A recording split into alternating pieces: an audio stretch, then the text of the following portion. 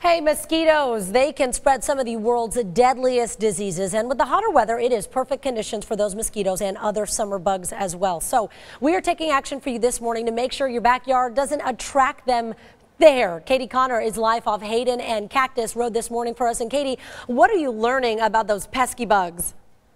Well, Allison, it's really important to get your yards ready now before the monsoon storms actually hit. I'm here with Drew from AB Pest Control. What are some easy ways people can make sure their yards are ready? Yeah, so a lot of times we've all heard that standing water can be a real issue, and we know that pools and hot tubs, things like that. But something a little less known is that mosquitoes, specifically flying insects, they can lay their larvae in very small amounts of water. Okay. Most people have potted plants like this, and when you water them, you get a ring of water around the bottom. Definitely. And mosquitoes can lay their larvae right there. Okay, so what do? You have to water your plants. Right, you have to water your plants. Don't overwater them. Okay. And make sure everything's dry.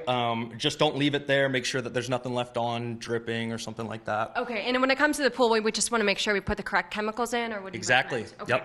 Yep. Okay, and this is right near the window. So how do we make sure if we do get some bugs, how they don't get inside? Sure. So one way to help prevent bugs from getting inside is to check your screens as often as you can. Make sure they're fitting properly. Make sure there's no holes in them. Replace them if you need to.